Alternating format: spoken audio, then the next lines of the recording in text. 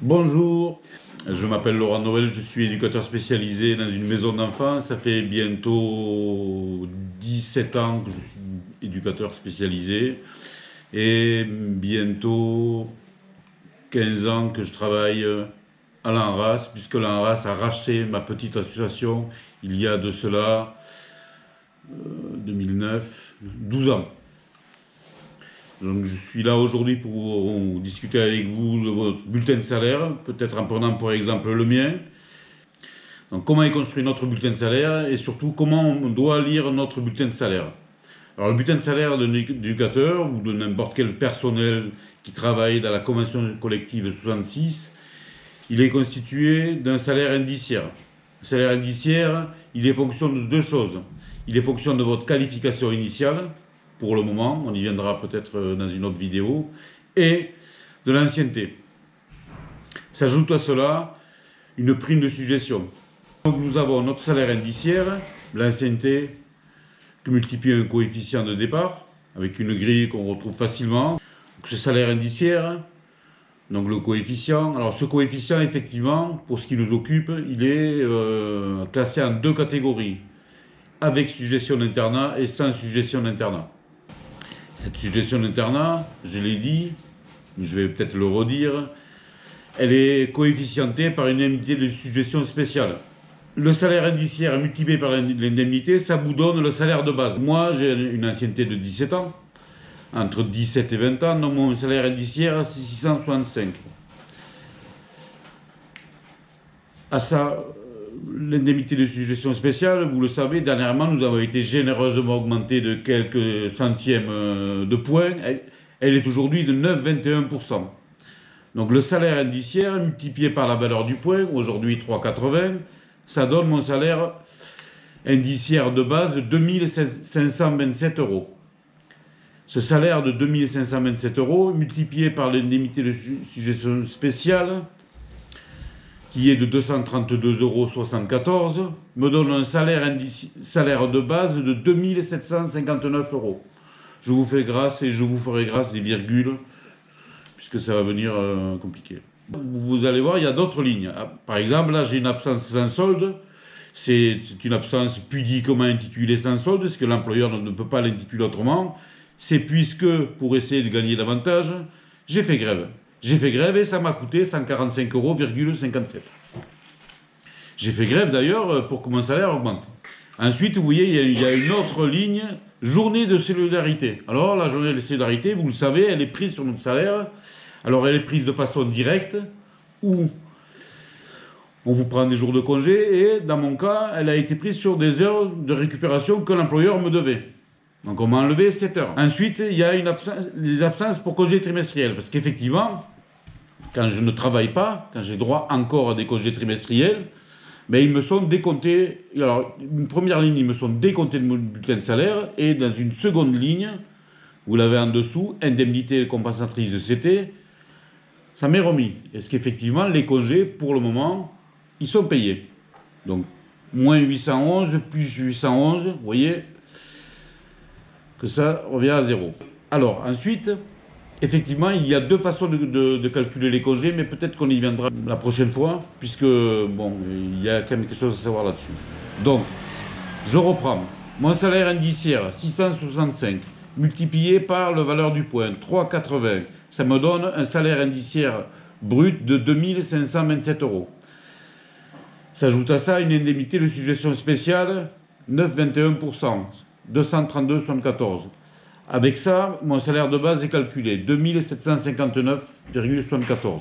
Nous avons vu le salaire indiciaire, multiplié par l'indemnité de suggestion, ça nous a donné le salaire de base. Donc mon salaire de base, vous l'avez compris, il est de 2615 euros à titre d'exemple. Je vous fais grâce et je vous ferai grâce des virgules, puisque ça va venir compliqué.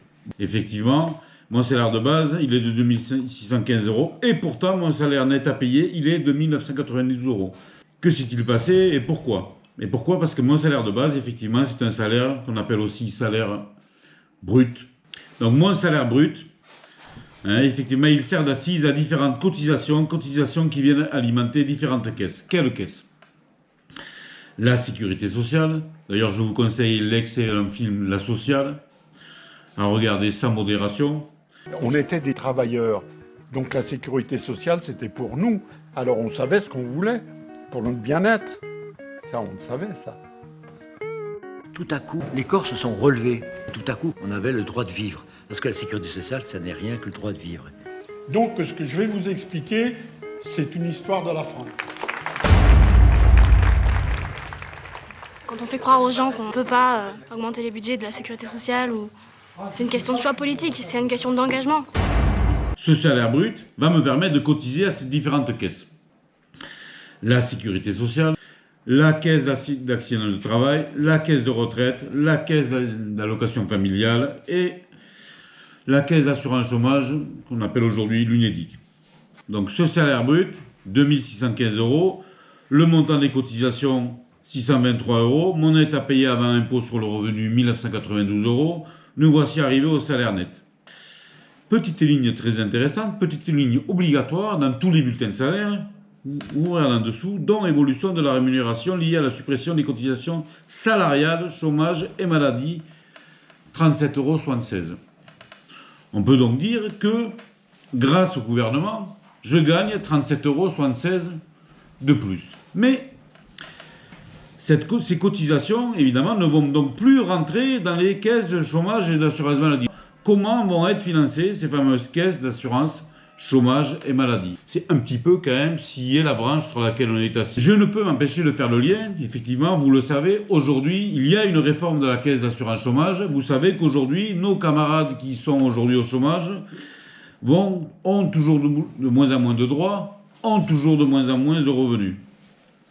Nos camarades qui se retrouvent malades ont toujours de moins en moins de droits. Ça nous échappe toujours un peu puisque, conventionnellement, nous avons le maintien de salaire au bout d'un an de présence. Mais parmi nous, beaucoup de nos collègues n'ont pas assez un an de présence. Beaucoup de nos collègues qui sont en CDD perdent toujours plus de revenus quand ils sont en arrêt maladie. Donc ce qu'on vous a donné d'un côté, évidemment, vous avez bien compris, on l'a repris à d'autres. Ces chers gouvernements de droite, mais de le voir, nous ont octroyé généreusement une part de nos cotisations salariales pour en faire du salaire à dépenser. Du salaire, c'est une autre question, assujetti à la TVA, donc à l'impôt, assujetti aussi, on le voit sur la dernière, une ligne, peut-être qu'on y reviendra une fois prochaine, sur la CSG. Donc tout ça, effectivement, ne vous y trompez pas, ce qu'on vous a donné d'un côté, on vous le reprend de l'autre. C'est un petit peu quand même scier la branche sur laquelle on est assis, on l'a d'un côté. On enlève des cotisations sociales pour mieux vous payer. C'est comme ça que ça nous est vendu. Mais en tout cas, ces allègements de cotisations sociales, à un moment donné, elles sont en moins sur les caisses. Donc c'est autant de financement en moins pour nos collègues de l'hôpital, de la santé évidemment, mais aussi limiter les moyens de tous nos collègues qui travaillent dans les établissements médico-sociaux et donc de tous nos collègues qui prennent en charge les enfants malades, les personnes en situation de handicap. Je vous laisse comprendre pourquoi aujourd'hui on vient attaquer la hache, pourquoi aujourd'hui on oppose aux personnes en couple, notamment le versement de la hache. Je m'inquiète toujours plus, pourquoi? Comme tout travailleur social, je suis quand même toujours un petit peu inquiet quand on me parle de baisse de cotisation. C'est un petit peu quand même scier la branche sur laquelle on est assis. D'abord, la cotisation pour la sécurité sociale, ça sert à financer mes collègues qui travaillent en IME, mes collègues qui travaillent en EHPAD, mes collègues qui travaillent en ITEP. C'est un petit peu quand même scier la branche sur laquelle on est assis. Premier point. On nous explique aussi que l'État va commencer par l'impôt. Mais l'impôt, pour ce qui nous occupe, sert aussi à financer la protection de l'enfance. C'est bien, effectivement, par l'impôt qu'ils ont financé la protection des enfants. Sert aussi à financer les majeurs sous tutelle. Sert aussi à financer les jeunes travailleurs qui sont obligés de vivre en RAJ. J'espère que, grâce à mon explication, vous comprendrez mieux pourquoi à la CGT, on est extrêmement attaché au salaire socialisé. Pour que chacun cotise selon ses moyens et bénéficie selon ses besoins. Alors que nos cotisations sociales disparaissent, que nos droits régressent, cessons la politique d'austérité qui remplit les poches des assurances privées et reconstruisons notre sécurité sociale avec la CGT, en faisant cotiser plus les entreprises qui font le choix de la précarité et des bas salaires, en transformant la CSG en cotisation salariale et patronale, en réalisant l'égalité des salaires hommes-femmes pour apporter plus de 5 milliards d'euros de recettes à l'assurance vieillesse, en supprimant les exonérations de cotisations patronales, en créant une contribution sociale sur les intérêts et dividendes versés aux actionnaires. Ces allègements généreusement distribués aux salariés, je vous l'ai déjà expliqué, sont de l'ordre, en tout cas pour ma part, de 37 €. Les allègements de cotisations employeurs, pour ma part, sont de l'ordre de 204 €. Quand on dit me donner 1 euro, on en donne 5 à l'employeur. Pour parler d'allègement, on voit bien que malgré tout ce qu'on nous dit, le système se reproduit à l'identique. Effectivement, on repère, y compris sur mon bulletin de salaire, que quand on me donne 1 euro, quand on dit me donner 1 euro, on en donne 5 à l'employeur. Donc quand on me donne 1 euro, on en donne 5 à mon employeur. Je vous invite à bien regarder la dernière ligne de votre bulletin de salaire. Allègement de cotisation employeur. 37 € pour moi, 204 pour mon patron. Vous comprendrez bien qu'il y a des marges de manœuvre pour nos salaires.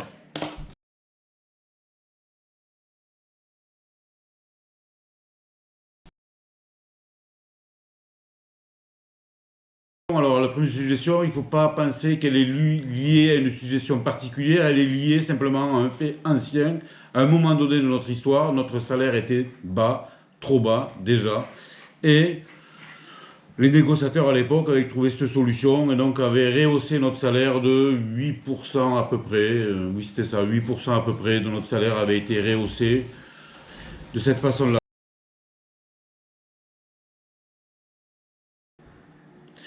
Suggestion d'internat, ça mérite de faire une petite parenthèse. La suggestion d'internat, elle vous est due dès lors que votre horaire de travail est irrégulier tout au long de la semaine du cycle. On ne peut pas vous retirer la suggestion d'internat au motif que vous passez en horaire de semaine. À partir du moment où vos horaires sont irréguliers, on vous doit la suggestion d'internat. Ça, c'est un point qu'il vous faut vérifier parce qu'on le voit de plus en plus, notamment dans les services de PAD, PhD. On supprime aux éducateurs cette suggestion d'internat. Alors, cette suggestion d'internat, elle varie, elle va de 40 à 20, 30 points par mois.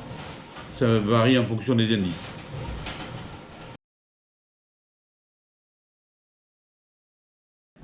Les grilles de salaire, vous devez et vous pouvez les demander à vos représentants de proximité, voire à vos élus CSE.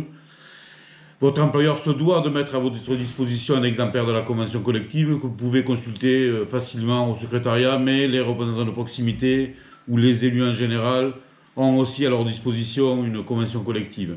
Cette convention collective, on la trouve aussi facilement sur Légifrance et elle a le mérite d'être toujours à jour. Ceci étant, la consultation de la convention collective sur Légifrance, c'est un peu long, puisque les grilles de salaire, puisque c'est ça qui nous occupe aujourd'hui, sont classées dans les annexes à la fin.